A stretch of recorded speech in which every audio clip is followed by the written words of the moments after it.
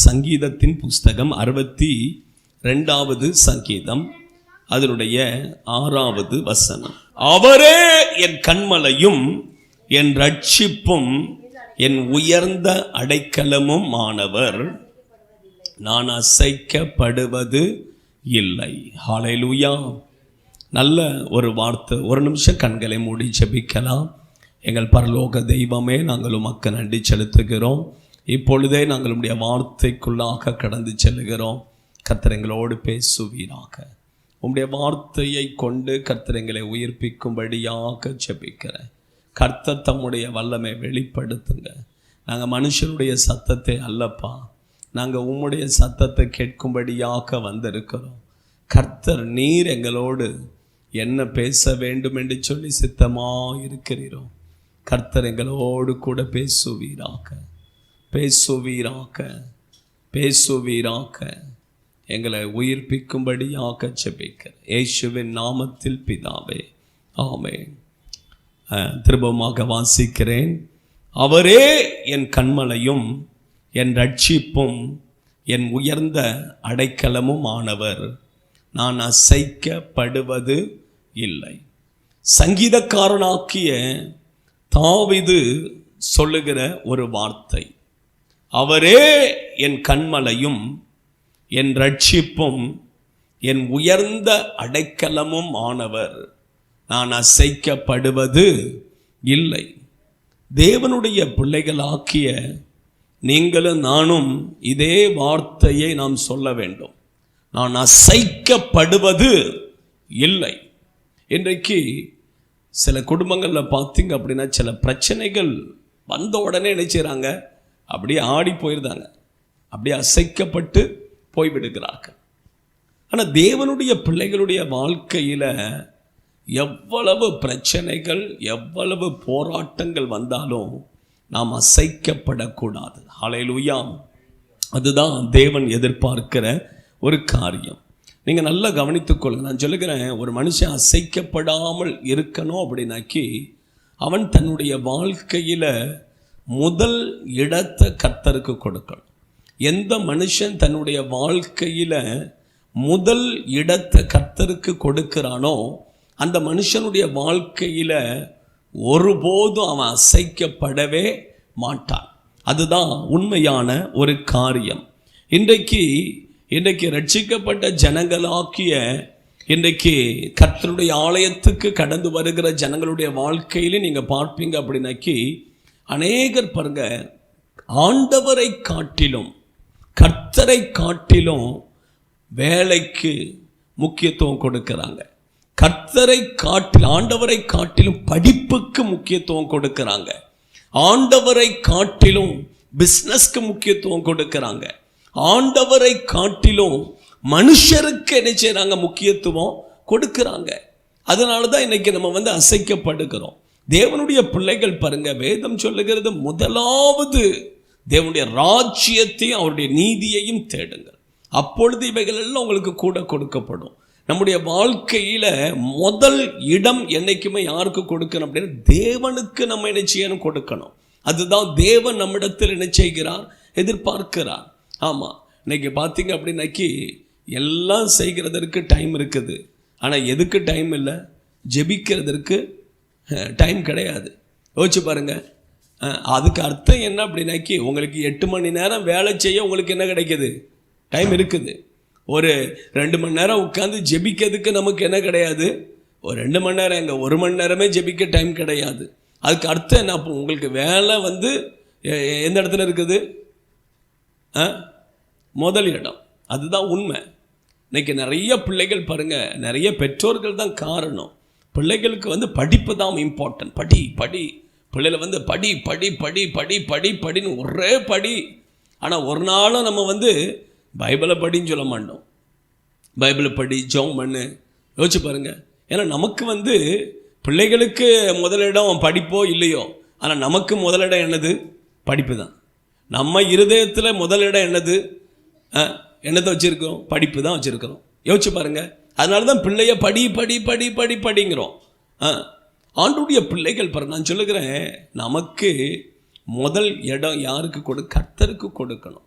படிப்பு முக்கியம் இல்லை, படிப்பு எல்லாம் ஆட்டோமேட்டிக்காக வரும். நீ முதலிடம் கர்த்தருக்கு கொடுத்தாலே போதுமே, படிப்பு எல்லாமே ஆட்டோமேட்டிக்காக என்ன செஞ்சிடும், வந்துடும். எல்லா ஆசீர்வாதமும் அதான். முதலாவது தேவனுடைய ராஜ்யத்தையும் அவருடைய நீதியையும் தேடு, அப்பொழுது இவைகள் எல்லாம் உனக்கு கூட என்ன செய்யும், கொடுக்கப்படும். இதெல்லாம் கூட என்ன செய்யும், கொடுக்கப்படும். அதனால் முதல் இடம் நம்ம கர்த்தருக்கு தான் என்ன செய்யணும், கொடுக்கணும். முதல் இடம் யார் கர்த்தருக்கு கொடுக்கிறார்களோ அவர்கள் ஒருபோதும் அசைக்கப்படுவது இல்லை.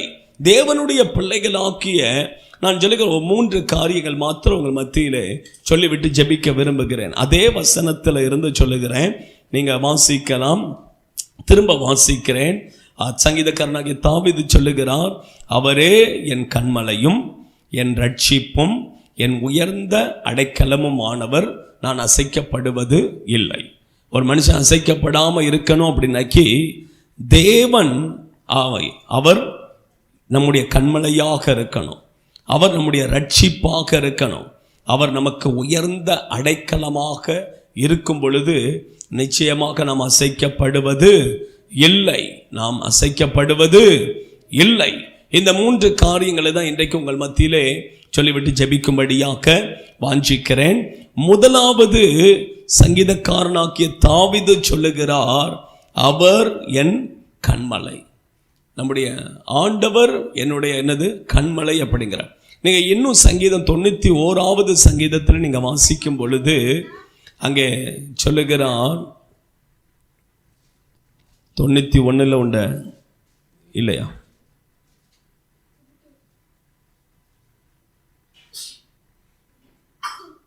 ஓகே 91 இல்லை நினைக்க. நீங்கள் நல்லா கவனித்து இன்னும் நிறைய இடங்களில் சொல்லுகிறார், ஆண்டவர் என்னுடைய கன்மலை அப்படின்னு சொல்லுகிறார். நீங்கள் வேதத்தில் நீங்கள் பார்த்தீங்க அப்படின்னாக்கி ஆண்டவராகிய இயேசு கிறிஸ்து ஒரு இந்த மலை பிரசங்கத்துக்கு அடுத்தபடியாக ஒரு காரியத்தை அவர் என்ன செய்கிறார் சொல்லுகிறார். நீங்கள் வாசித்திருப்பீங்க. ஒரு மனுஷன், நீங்கள் வாசிக்கலாமே, எடுத்துக்கலாமே, மத்தேயு சுவிசேஷகத்தின் புஸ்தகம் அதனுடைய 7வது அதிகாரம் 24வது வசனத்திலிருந்து வாசிக்கிறேன், நீங்க கவனமாக கேளுங்க. ஆகையால் நான் சொல்லிய இந்த வார்த்தைகளை கேட்டு இவைகளின்படி செய்கிறவன் எவனோ அவனை கன்மலையின் மேல் தன் வீட்டை கட்டின புத்தியுள்ள மனுஷனுக்கு ஒப்பிடுவேன். பெருமழை சொரிந்து பெருவெள்ளம் வந்து காற்று அடித்து அந்த வீட்டின் மேல் மோதியும் அது விழவில்லை, ஏனென்றால் அது கன்மலையின் மேல் அஸ்திபாரம் போடப்பட்டிருந்தது. நீங்க நல்லா கவனித்துக் கொள்ளுங்க. அதான் சொல்ல, ஒரு மனுஷன் கன்மலையின் மேல் அஸ்திபாரம் போட்டு கட்டின வீடு அது என்ன செய்யாது, என்ன வந்தாலும் சரி, எவ்வளோ பெரிய புயல் அடித்தாலும் அது என்ன செய்யாது, அசையாது. ஆனால் அடுத்தாப்புல நீங்கள் வாசித்தீங்க அப்படின்னாக்கி மணலில் கட்டின வீடு என்ன செய்யும், ஒரு சின்ன காற்று அடித்தாலும் போதும் அப்படியே விழுந்து போயிடும். அப்போ இந்த கன்மலையின் நம்முடைய இது எதை காண்பிக்கு, வீடு அப்படின்னா வீடு கிடையாது, நம்முடைய வாழ்க்கை கன்மலையின் மேல் அஸ்திபாரம் போட்டு என்ன செய்யணும், கட்டப்படணும். அந்த கன்மலை என்பது யார் அப்படின்னா கிறிஸ்து தான் அந்த கன்மலை. நீங்க வாசிக்கலாம், 1 கொரிந்தியருக்கு எழுதின நிருபம் அதனுடைய 10வது அதிகாரம் 4வது வசனத்தில் வாசிக்கலாம். 1 கொரிந்தியருக்கு எழுதின நிருபம் 10வது அதிகாரம் 4வது 1 கொரிந்தியர் 10:4. எல்லாரும் ஒரே ஞானபானத்தை குடித்தார்கள், எப்படி எனில் அவர்களோடே கூட சென்ற ஞான கன்மலையின் தண்ணீரை குடித்தார்கள். அந்த கன்மலை கிறிஸ்துவே. அந்த கன்மலை யாரு? கிறிஸ்து. அப்போ கிறிஸ்துவின் மீது, அந்த கன்மலையாகிய கிறிஸ்துவின் மீது அஸ்திபாரம் போட்டு யார் தன்னுடைய வீட்டை கட்டுகிறார்களோ அந்த வீடு என்ன செய்யாது, அது அசைக்கப்படவே செய்யாது. தேவனுடைய பிள்ளைகள் ஆக்கிய நீங்க நல்லா கவனித்துக் கொள்ளுங்க. எத்தனை பேர் விரும்புறீங்க ஆண்டவர் எனக்கு கன்மலையாக இருக்க வேண்டும் என்று சொல்லி? தாவீது சொன்னது போல நம்ம சொல்லலாமா? அவரே என் கன்மலை, அவரே என் கன்மலை. யாருக்கு அவர் கண்மலையாக இருப்பார் அப்படின்னாக்கி இதில் சொல்லுகிற ஒரு 3 காரியங்கள் இதில் சொல்லப்பட்டு இருக்கிறது. நீங்கள் 1 கொரிந்தியர் 10:2 வாசிக்கும் பொழுது சொல்லுகிறார், எல்லாரும் மோசேக்குள்ளாக மேகத்தினாலும் சமுத்திரத்தினாலும் ஞானஸ்நானம் பண்ணப்பட்டார்கள், எல்லாரும் ஒரே ஞான போஜனத்தை புசித்தார்கள், எல்லாரும் ஒரே ஞான பானத்தை குடித்தார்கள். எப்படியெனில் அவர்களோடே கூட சென்ற ஞான கண்மலையின் தண்ணீரை குடித்தார்கள், அந்த கண்மலை கிறிஸ்துவே.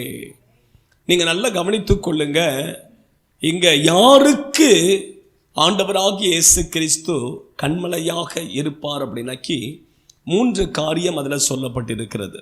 முதல்ல ஆண்டவருடைய வார்த்தைக்கு கீழ்ப்படிந்து ஞானஸ்நானம் எடுக்கிறவர்களுக்கு, ஞானஸ்நான சத்தியத்துக்கு கீழ்ப்படுகிறவர்களுக்கு ஆண்டவராகிய இயேசு கிறிஸ்து அவர் கண்மலையாக என்ன செய்வார்? இருப்பார். முதல்ல என்ன செய்யணும்? ஆண்டுடைய வார்த்தைக்கு கீழ்ப்படிந்து என்ன செய்யணும்? ஞானஸ்நானம் எடுக்கணும். 2வது அடுத்த வசனத்தில் சொல்லுகிறார், ஞான போஜனத்தை புசித்தார்கள். ஞான போஜனத்தை என்ன செய்யணும்? புசிக்கணும். இது எதை காண்பிக்கிறது அப்படின்னா கர்த்தருடைய பந்தியை காண்பிக்கிறது. நீங்க நல்லா கவனித்துக் கொள்ளுங்க, இங்கிலீஷ்ல போட்டுக்கு ஸ்பிரிச்சுவல் ஃபுட் அப்படின்னு போட்டிருக்குது. என்ன போட்டிருக்குது? ஸ்பிரிச்சுவல் ஃபுட், ஆவிக்குரிய ஆகாரம். ஆவிக்குரிய ஆகாரத்தை புசிக்கணும் அப்படின்னு சொல்லி போட்டிருக்குது. இது கர்த்தருடைய பந்தியை என்ன செய்கிறது? காண்பிக்கிறது. நீங்க நல்லா கவனித்து யோவான் சுவிசேஷகத்தின் புஸ்தகம் அதனுடைய 6வது அதிகாரத்தை நீங்க எடுத்துக்கொள்ளுவீங்க அப்படின்னாக்கி அதில் சொல்லப்பட்டு இருக்கிறது 31வது வசனத்தில். யோவான் சுவிசேஷகத்தின் புஸ்தகம் 6:31 நான் வாசிக்கிறேன், நீங்க கவனமாக கேளுங்க. வானத்தில் இருந்து அவர்களுக்கு அப்பத்தை புசிக்க கொடுத்தார் என்று எழுதியிருக்கிறபடி நம்முடைய பிதாக்கள் வனாந்தரத்திலே மன்னாவை என்ன செய்தார்கள்? புசித்தார்கள். நீங்க இன்னும் 50வது வசனத்தில் வாசிக்கும் பொழுது இயேசு சொல்லுகிறார், இதிலே புசிக்கிறவன் மறியாமலும் இருக்கும்படி, அதுக்கு முன்னாடி மறியாமல் இருக்கும்படி வானத்திலிருந்து இறங்கின அப்பம் இதுவே. யாரை பத்தி சொல்லுங்க? இயேசு சொல்லுகிறார், நான் தான் வானத்திலிருந்து இறங்கின அப்பம் அப்படிங்கிறார்.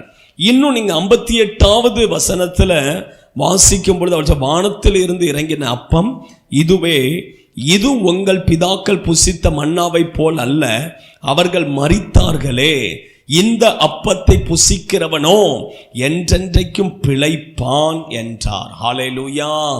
அப்போ பாருங்க, ஆண்டவர் சொல்லுகிற கர்த்தருடைய பந்தியில பங்கெடுக்கிறவர்கள் அவர்கள் பிழைப்பார்கள். அவர்கள் என்ன செய்வார்கள்? பிழைப்பார்கள். அவர்களுக்கு என்ன உண்டு? பிழைப்பு உண்டு. ஆமா, நீங்க நல்லா கவனித்துக் கொள்ளுங்க. பிழைப்பு அப்படின்னாக்கி என்ன பிழைப்பு? யோசிச்சு பாருங்க. என்ன பிழைப்பு? மரணம் அவங்களுக்கு கிடையாது. அதான் சொல்றாரு, அந்த மன்னாவை புசித்தவர்கள் என்ன செய்தார்கள்? மரித்தார்கள். ஆனா இந்த மன்னா, இந்த பந்தியில பங்கெடுக்கிறவர்களுக்கு மரணம் இல்லை. என்ன மரணம் இல்லை? 2ஆம் மரணம் இல்லை.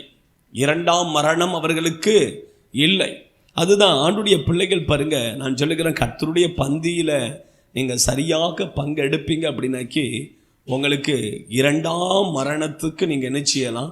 தப்பித்துக் கொள்ளலாம். 2ஆம் மரணத்துக்கு தப்பித்துக் கொள்ளலாம். அதனால தான் பாருங்க, அது குறித்து சொல்லும்போது சொல்லுகிற அது ஆவிக்குரிய ஒரு ஆகாரம், ஸ்பிரிச்சுவல் ஃபுட். Spiritual food. ஆமாம், அந்த ஆவிக்குரிய. அப்பதான் நமக்கு தேவன் நினைச்சார் கண்மலையாக இருப்பார். அடுத்தபடியாக சொல்லுகிறார் பாருங்க, அதே 1 கொரிந்தியர் 10வது அதிகாரத்துக்கு வரலாம். அங்க 4வது வசனத்தை, எல்லாரும் ஒரே ஞான பானத்தை குடித்தார்கள், எப்படியெனில் அவர்களோடே கூட சென்ற ஞான கண்மலையின் தண்ணீரை குடித்தார்கள். ஞான கண்மலையின் தண்ணீரை குடி. இது எதை காண்பிக்கிறது? பரிசுத்த ஆவியின் அபிஷேகத்தை காண்பிக்கிறது. ஆமா, இது 3மே நமக்கு என்னது தேவை? ஞானஸ்தானம் எடுக்கணும், கர்த்தருடைய பந்தியில பங்கெடுக்கணும், பரிசுத்த ஆவியின் அபிஷேகத்தை பெற்றவர்களாக இருக்கணும். இந்த 3 காரியமும் எந்த மனுஷனுக்குள்ள இருக்கிறதோ அவர்களுக்கு தேவன் வந்து கண்மலையாக என்ன செய்வார்? இருப்பார். ஹல்லேலூயா. அவர்களுக்கு தேவன் கண்மலையாக இருப்பார். ஹல்லேலூயா. 2வது அதே 62வது சங்கீதம் 6வது வசனத்துக்கு நம்ம வரலாம். 62வது சங்கீதம். அவரே என் கண்மலையும் என் ரட்சிப்பும். 2வது தாவீது சொல்லுகிறார், அவரே என் கண்மலையும் என் ரட்சிப்பும். ஆண்டவர் தான் எனக்கு என்னது? ரட்சிப்பு. ஆண்டவர் தான் எனக்கு என்னது? ரட்சிப்பு அப்படிங்கிறாரு. நீங்க நல்லா கவனித்துக் கொள்ளுங்க. இந்த உலகத்தில் எந்த மனுஷனும் நம்மை ரட்சிக்க முடியாது. எந்த மனுஷனும் நம்மை ரட்சிக்க முடியாது. யோசிச்சு பாருங்க, யாராவது ரட்சிக்க முடியுமா? யாராவது நம்ம ரட்சிக்க முடியுமா? யோசிச்சு பாருங்க, ரட்சிக்க முடியாது. யோசிச்சு பாருங்க, இந்த உலகத்தில் எல்லா மனுஷர்களும் யாரு? பாவிகள். ஒரு பாவி இன்னொரு பாவியை ரட்சிக்க முடியுமா? முடியாது. இப்போ யோசிச்சு பாருங்க, நான் சொல்லுகிறேன், ஒரு மனுஷன் வந்து ஆற்றுல விழுந்துட்டான். ஆற்றுல விழுந்துட்டான். இன்னொரு மனுஷனும் ஆற்றுல விழுந்துட்டான். ஒரு மனுஷன் இன்னொரு மனுஷனை காப்பாற்ற முடியுமா?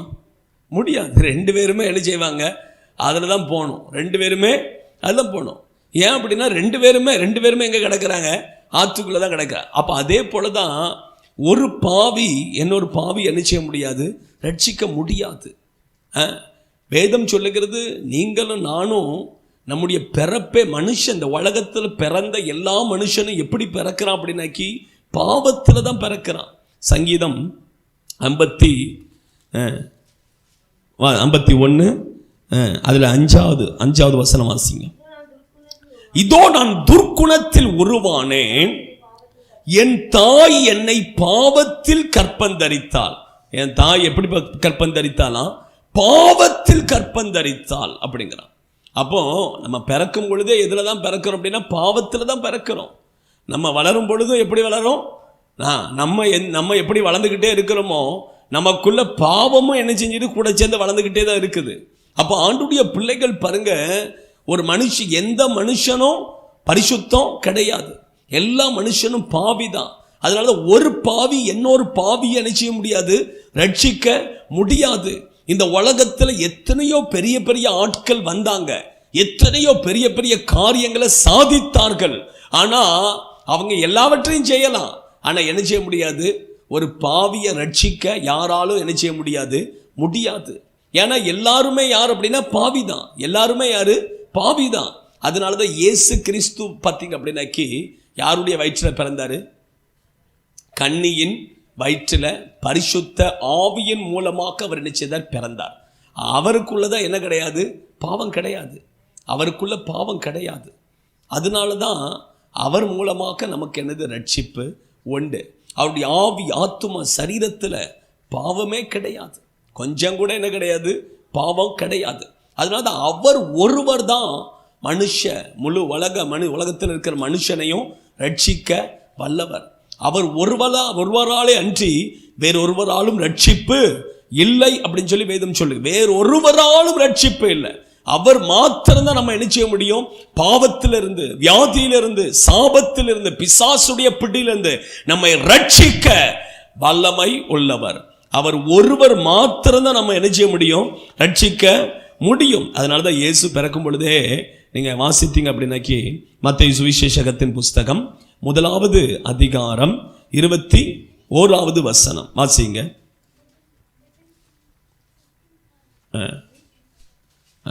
ஒன்று 21 அவள் ஒரு குமாரனை பெறுவாள், அவருக்கு இயேசு என்று பெயரிடுவாயாக, ஏனெனில் அவர் தமது ஜனங்களின் பாவங்களை நீக்கி அவர்களை ரட்சிப்பார். இயேசுதான் என்ன செய்வார்? ரட்சகர். வேற ஒருவரும் ரட்சகர் இல்லை. ஆமா, வேற ஒருவரும் நம்மை ரட்சிக்க முடியாது. ஆண்டவருடைய பிள்ளைகள் ஏன் அப்படின்னாக்கி தேவன் நீங்க நல்லா கவனித்துக் கொள்ளுங்க, எந்த மனுஷனும் பாவத்தில் அழிந்து போகிறது தேவனுக்கு சித்தம் அல்ல. வேதம் சொல்லுகிறது, வாசிங்க, எசேக்கியேல் தீர்க்கதரிசன புஸ்தகத்தில் 18வது அதிகாரம் அதனுடைய 23வது வசனத்தை நீங்கள் வாசிப்பீங்க அப்படின்னாக்கி அங்கே சொல்லுகிறார் பாருங்க,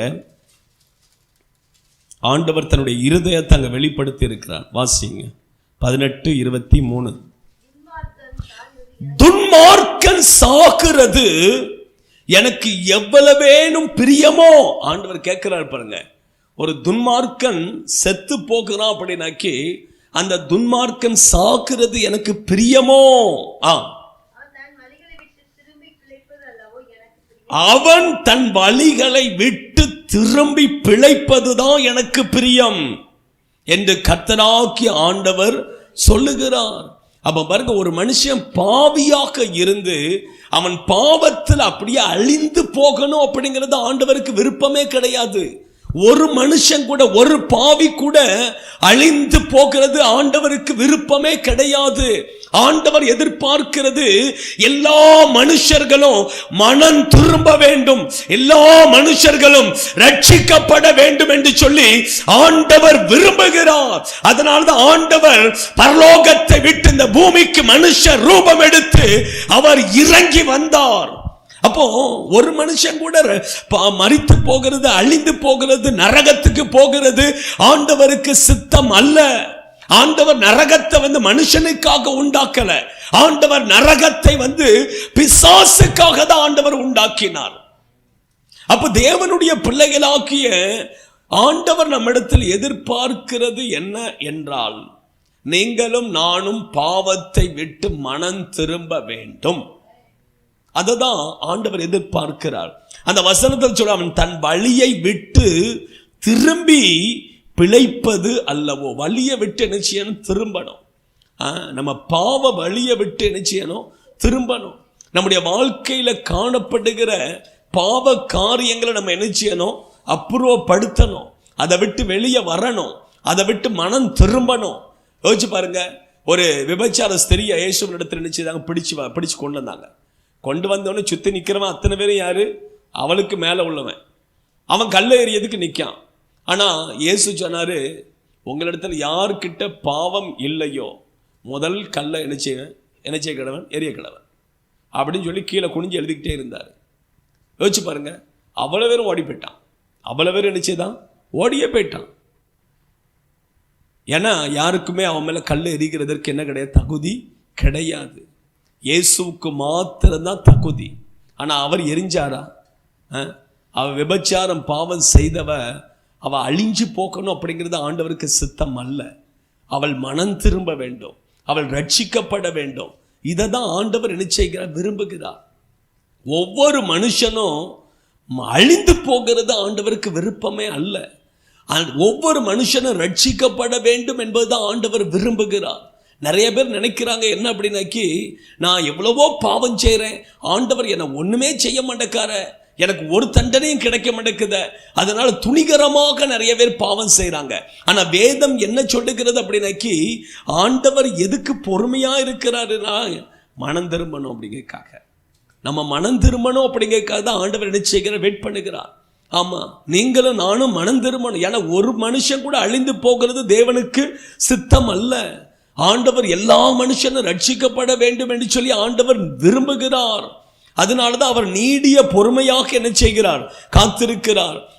தேவனுடைய பிள்ளைகள் ஆக்கிய நீங்களும் நானும் பாவத்தை விட்டு மனம் திரும்பினால், நீங்களும் நானும் தாவீது சொன்னது போல சொல்லலாம், அவர் என் ரட்சகர், அவரே என் கண்மலையும் என் ரட்சிப்பும் அப்படின்னு சொல்லி நம்ம என்ன செய்யலாம்? சொல்லலாம். கடைசியாக அவர் சொல்லுகிறார், வாசிக்கலாம், என் உயர்ந்த அடைக்கலம் மாணவர். வாசிங்க.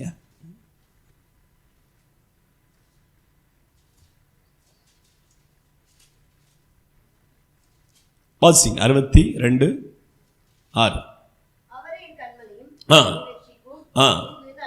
என் உயர்ந்த அடைக்கலமும் ஆனவர், நான் அசைக்கப்படுவது இல்லை. ஆண்டவர் நமக்கு உயர்ந்த அடைக்கலமானவராக என்ன செய்யணும்? காணப்படணும். தேவனுடைய பிள்ளைகளாக்கிய நீங்கள் நல்லா கவனித்துக் கொள்ளுங்க. ஆண்டவர் நமக்கு உயர்ந்த அடைக்கலமானவர்.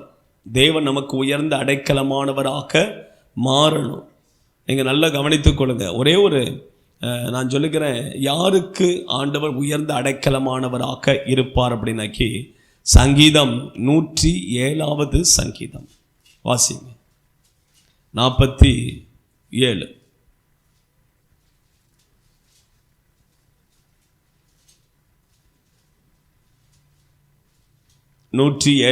சங்கீதம் 47, 41 வாசிங்க. எளியவனையோ சிறுமையினின்று எடுத்து உயர்ந்த அடைக்கலத்தில் வைத்து. யார? எளியவன். எளியவன். ஆண்டவருடைய பிள்ளைகள் பாருங்க, எளியவனை ஆண்டவர் உயர்ந்த அடைக்கலத்தில் நினைச்சவரா வைப்பாராம். ஆண்டவரே அவனுக்கு உயர்ந்த அடைக்கலமாக இருப்பார். யாருக்கு அப்படின்னா எளியவன். எளியவன் அப்படின்னா யாரு? எளியவன் அப்படின்னா யாரு? ரொம்ப எளிமையாக நடக்கிறவர்கள். ஆடம்பரமாக நடக்கிறவர்களுக்கு தேவன் உயர்ந்த அடைக்கலமானவராக வாழவே இருக்கவே முடியாது. ஆடம்பரமான வாழ்க்கை ஆண்டவருக்கு பிரியமே கிடையாது. எளிமை. ஆமாம், சில ஆட்கிட்ட பார்த்தீங்க அப்படின்னு நிறைய நல்ல வசதியாக இருப்பாங்க. ஆனால் அவங்கள பார்த்தா இவங்க வசதி உள்ளவங்கன்னு சொல்லவே முடியாது. அவ்வளோ எளிமையாக இருப்பாங்க. அவங்களுடைய ட்ரெஸ்ஸிங்கில் இருந்து நடை, உடை, பாவனை எல்லாம் ரொம்ப எளிமையாக இருக்கும். ஆமாம், நான் சிஸ்டருக்கு கண்ணாடி பண்ணுறதுக்காக நாங்கள் எங்கே போயிருந்தோம், ஒரு ஐ ஹாஸ்பிட்டல் போயிருந்தோம். அந்த ஹாஸ்பிட்டலில் அப்படி பேசிகிட்டு இருந்தோம். அந்த பேசிட்டு அவர் என்கிட்ட கேட்டார். கேட்கும்பொழுது நான் சொன்னேன், இப்படி சர்ச்சுடைய ஃபாதர் அப்படின்னு. அவன் மேலேருந்து என்னை கீழே வர இப்படி பார்த்துட்டு அவன் சொன்னால், நீங்கள் இவ்வளோ சிம்பிளாக இருக்கிறீங்க அப்படின்னு சொல்லிப்போனான். அவன் சொன்னால், எங்கள் முஸ்லீம்ஸில் மௌலானாக்கள் இருக்காங்க, அவங்களாம் ட்ரெஸ்ஸிங்கை பார்த்திங்க அப்படின்னா அப்படியே ஹை லெவலில் இருக்குமா, ஹை லெவலில் இருக்கும். அவங்கள சுற்றி எப்பவும் 4-5 பேர் என்ன செய்வாங்க, சுற்றி போய் இருந்துக்கிட்டே தான் இருப்பாங்களாம். ஆமாம், அவங்க அப்படியே கொஞ்சம் கூட இஸ்திரி கலையாத அளவுக்கு, அந்த அளவுக்கு அப்படி ரிச்சாக இருப்பாங்களாம், ரொம்ப ரிச்சாக இருப்பாங்களாம். அதான் நீங்கள் இப்படி இவ்வளோ சிம்பிளாக இருக்கீங்க அப்படின்னு சொல்லி அவன் என்னை ஆச்சரியப்பட்டான். ஆண்டுடைய பிள்ளைங்க ஏன் சொல்லுகிறேன் அப்படின்னாக்கி, தேவன் எதிர்பார்க்கிறது எளிமை. எளிமையுள்ளவர்களுக்கு தான் தேவன் அடைக்கலமானவராக நிச்சயவார் இருப்பார். நம்முடைய வாழ்க்கை நமக்கு எளிமையாக இருக்கணும். நம்மக்கிட்ட எல்லாமே இருக்கலாம், அதுக்காக இருக்குது அப்படின்னு சொல்லி காமிக்க என்ன செய்யக்கூடாது கூட, சிம்பிளாக இருக்கணும். நம்ம எப்படி இருக்கணும்? சிம்பிளாக இருக்கணும். அப்போ தான் தேவன் நமக்கு என்ன செய்வார்? அடைக்கலமானவராக இருப்பார். ஆடம்பரமான வாழ்க்கைக்கு பின்னாடி போகவே கூடாது. ஆடம்பரமான வாழ்க்கை எல்லாம் தேவன், அதெல்லாம் உண்மையாக சொல்லுவாங்க லூசிஃபர் உடையது. லூசிஃபர் உடைய. நீங்கள் அதை பிடிச்சிருங்க. எசேக்கியேல் 28வது அதிகாரம் நினைக்கிறேன். அதில் பார்த்தீங்க அப்படின்னா, ஆடம்பரத்தினால நீ விழுந்த அப்படின்னு வரும் பாருங்க. எத்தனையில் வரும்? 28 தானா? 28 தானே? ஆமாம், வாசிங்க.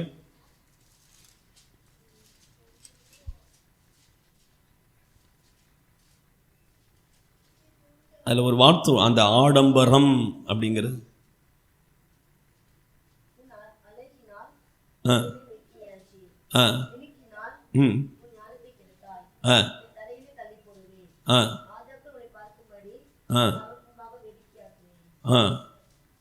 உன் ஆடம்பரம் அப்படின்னு வருமா? இதில் வருமா இல்லைனாக்கி ஏசாயால வருமா? இதுலேயோ ஒன்றில் வரும். ஏசாயாலையா? வாசி.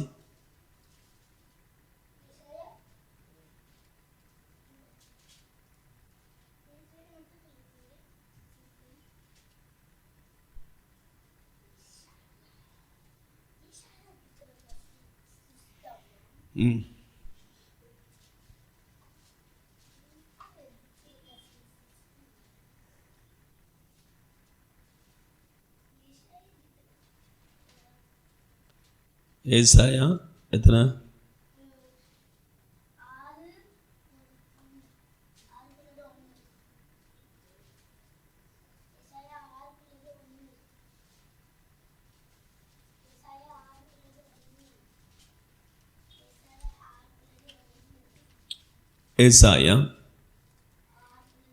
14.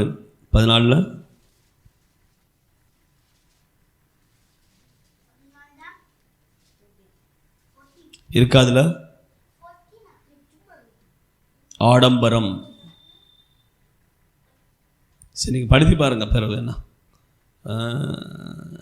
அதில் சொல்லுவான். அந்த லூசிஃபரை குறித்து தான் சொல்லும்போது உன் ஆடம்பரத்தினால் அப்படின்னு சொல்லி வரும்.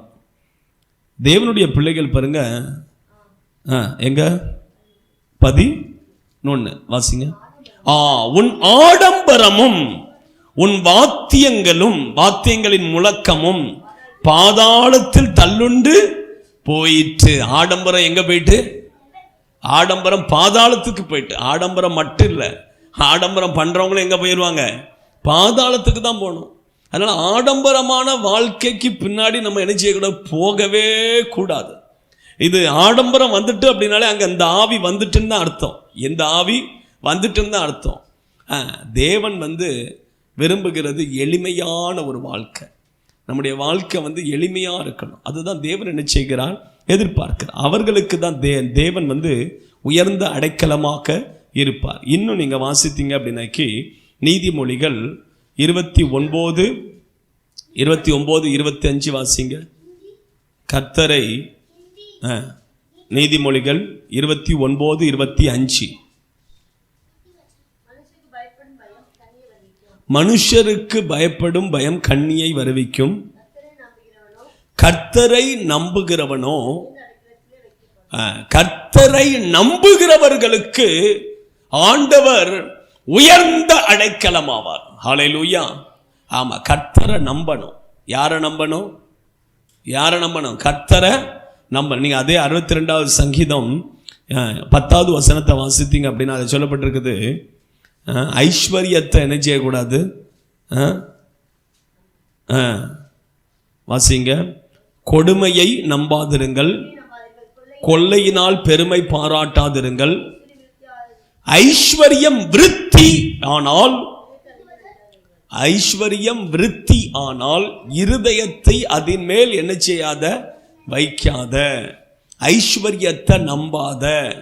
ஆமா, ஆண்டுடைய பிள்ளைகள் பாருங்க, நான் என்ன சொல்லுகிறேன் அப்படின்னாக்கி இந்த ஐஸ்வர்யத்தின் மேல் நம்பிக்கை வைக்கிறவர்கள், இந்த ஐஸ்வர்யத்துக்கு பின்னாடி போக்குறவர்கள், அதை நம்பி வாழ்கிறவங்க பரலோகத்துக்கு என்ன செய்ய முடியாது?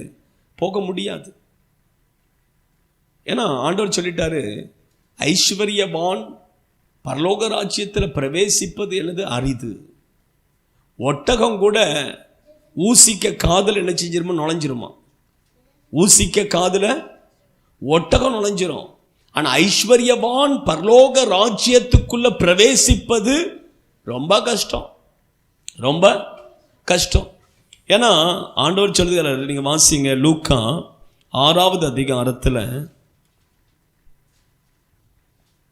20வது வசனத்தை வாசிங்க. அங்கே தரித்திரரை குறிச்சும் சொல்லுகிறார், ஐஸ்வர்யவான்களை குறித்தும் இயேசு சொல்லுகிறார். பாருங்க லூக்கா. அப்பொழுது அவர் தம்முடைய சீஷர்களை நோக்கி பார்த்து, தரித்திரராகிய நீங்கள் என்ன சொல்ற? தரித்திரரை பார்த்து என்ன சொல்ற? நீங்கள் பாக்கியவான்கள் அப்படிங்கிறாரு. 24வது வசனத்தை வாசிங்க. 24.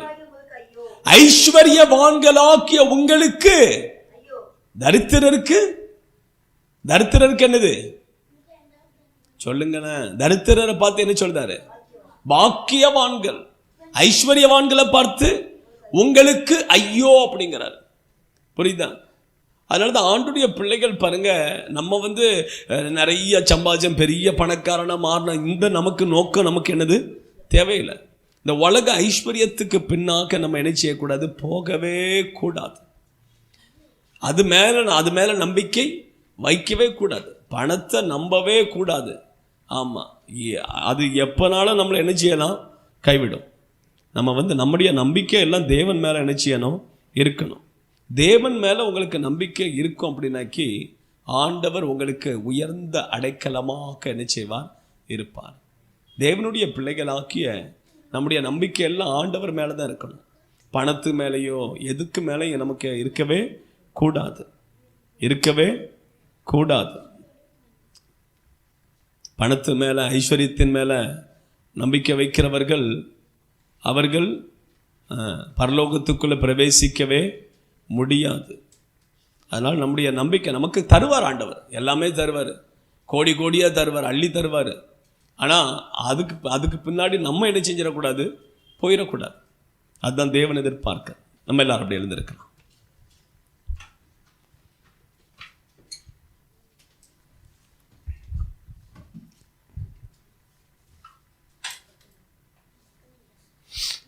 அப்படியே கண்களை மூடி தாவீது சொல்லுகிறார், அவரே என் கன்மலையும் என் ரட்சிப்பும் என் உயர்ந்த அடைக்கலமும் ஆனவர், அசைக்கப்படுவது இல்லை. ஆண்டவர் நமக்கு கன்மலையாக, ரட்சிப்பாக, உயர்ந்த அடைக்கலமாக இருப்பார் என்றால் நான் சொல்லுகிறேன், நீங்கள் அசைக்கப்படுவது இல்லை, நீங்கள் அசைக்கப்படுவது இல்லை. இந்த உலகத்தில் எத்தனையோ பேர் ஒரு சின்ன பிரச்சனையாக இருக்கும், அப்படியே ஆட்டி அசைஞ்சு போயிருந்தாங்க, நட்டுங்க போயிருந்தாங்க. தேவனுடைய பிள்ளைகள் நாம் அசைக்கப்படாமல் இருக்க வேண்டும் என்றால்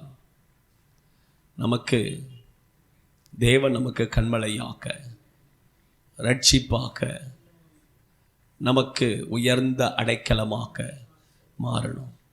ஆண்டவர் நமக்கு கன்மலையாக இருக்கணும் அப்படின்னா 3 காரியம் சொன்னேன். ஞானஸ்தானம் எடுக்கணும், கர்த்தருடைய பந்தியில் பங்கெடுக்கணும், பரிசுத்த ஆவியின் அபிஷேகத்தை பெற்றுக்கொள்ளணும். இது 3 யாருக்குள்ள இருக்குது அவர்களுக்கு தேவன் கன்மலையாக இருப்பார். தேவன் அவர்களுக்கு கன்மலையாக இருப்பார். 2வதாக சொன்னேன், ரட்சிப்பு. இந்த உலகத்தில் ரட்சிப்பு என்பது அது இயேசுவால் மாத்திரம்தான் நம்மை ரட்சிக்க முடியும்.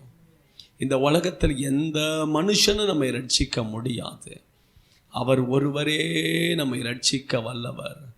அவராலே அன்றி வேறு ஒருவராலும் ரட்சிப்பு இல்லை என்று சொல்லி வேதம் சொல்லுகிறது. அவராலே அன்றி வேறு ஒருவராலும் ரட்சிப்பு இல்லை. பாவி தன்னுடைய பாவத்தில் அழிந்து போகிறது, துன்மார்க்கன் தன் துன்மார்க்கத்தில் அழிந்து போகிறது ஆண்டவர் விரும்பல. அவன் ரட்சிக்கப்பட வேண்டும், அவன் மனம் திரும்ப வேண்டும் என்று சொல்லி ஆண்டவர் எதிர்பார்த்து கொண்டே இருக்கிறார். தேவனுடைய பிள்ளைகளாக்கிய ஒருவேளை உங்களுடைய வாழ்க்கையில் சில பாவ காரியங்கள் காணப்படலாம். நீங்கள் பாவம் செய்யும் பொழுது கூட அதுக்கு உங்களுக்கு தண்டனைகள் கிடைக்காம இருக்கலாம். நீங்கள் நினைக்கலாம், ஆண்டவர் இதெல்லாம் ஆண்டவருடைய பார்வையில் பாவம் இல்லையோ, இல்லை ஆண்டவர் கண்டும் காணாதவர் போல இருக்கிறாரோ அப்படின்னு நினைக்கலாம். ஆனால் அது உண்மை கிடையாது. நீங்கள் மனம் திரும்ப வேண்டும் என்று சொல்லி ஆண்டவர் எதிர்பார்க்கிறார். நீங்கள் மனம் திரும்ப வேண்டும் என்று சொல்லி ஆண்டவர் எதிர்பார்க்கிறார். பாவத்தை விட்டு மனம் திரும்ப வேண்டும் என்று சொல்லி ஆண்டவர் எதிர்பார்க்கிறார். ஆண்டுடைய சமூகத்தில் ஒப்பு கொடுக்கலாமே, ஆண்டுடைய சமூகத்தில் ஒப்பு கொடுக்கலாமே. உன்னுடைய வாழ்க்கையில் ஆண்டவருக்கு பிரியமில்லாத காரியங்கள், பாவ காரியங்கள் எல்லாம் அப்புறப்படுத்தலாமே. நம்மை சுத்திகரித்து கொள்ளலாமே. அவர் நம்மை ரட்சிக்க வல்லவர். பாவத்திலிருந்து, பிசாசுடைய பிடியிலிருந்து, வியாதியிலிருந்து, சாபத்திலிருந்து, மரண பயத்திலிருந்து எல்லாவற்றையும் நம்ம ரட்சிக்க வல்லவர்.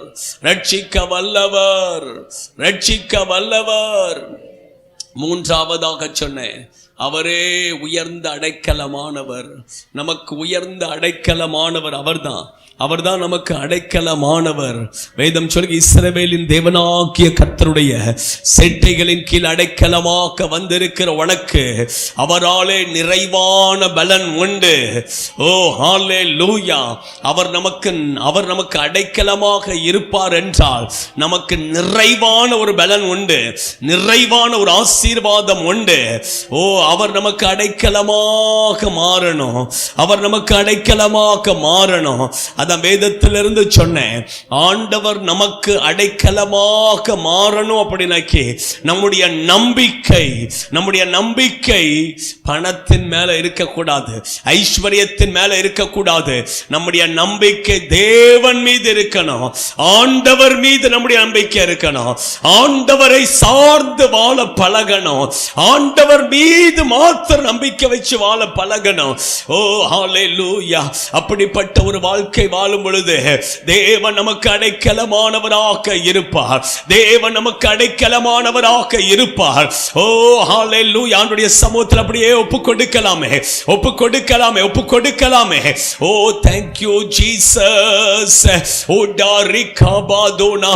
எல்லாரும் அப்படியே சொல்லலாமே, ஆண்டவரே அவரே அவரே என் கண்மலையும் என் ரட்சிப்பும் என் மீட்புமாய், அவரே என் கண்மலையும் என் ரட்சிப்பும் என் உயர்ந்த அடைக்கலமும் ஆனவர். நான் அசைக்கப்படுவது இல்லை என்று தாவீது சொன்னது போல அப்படியே கைகளை உயர்த்தி சொல்லலாமே, கைகளை உயர்த்தி சொல்லலாமே, ஒரு 3 முறை சொல்லலாமே. அவரே என் கண்மலையும் என் ரட்சிப்பும் என் உயர்ந்த அடைக்கலமும் ஆனவர். நான் அசைக்கப்படுவது இல்லை. அவரே என் கண்மலையும் என் ரட்சிப்பும் என் உயர்ந்த அடைக்கலமும் ஆனவர். நான் அசைக்கப்படுவது இல்லை. அவரே என் கண்மலையும் என் ரட்சிப்பும் என் உயர்ந்த அடைக்கலமும் ஆனவர். நான் அசைக்கப்படுவது இல்லை. ஓ டாரிகாபாதுனா. ஓ ஆண்டவருடைய சமூகத்தில் அறிக்கையிடுகிற ஒவ்வொரு மீதும் இப்பொழுதே கர்த்தருடைய மகிமை, கர்த்தருடைய வல்லமை இறங்கி வருகிறது. ரிகபா Kaba Kaba Kaba ரிஹந்துரியா ரிகபோ ரிபலபலபல ஷகலரி அந்துரியா ரிகபோரி அந்துருபிக்குதினோ rebel பலபல ஷகலரி அந்துரியா. In the name of Jesus, Jesus, Jesus, hallelujah. அப்படியே நாம் ஒப்பு கொடுக்கலாமே.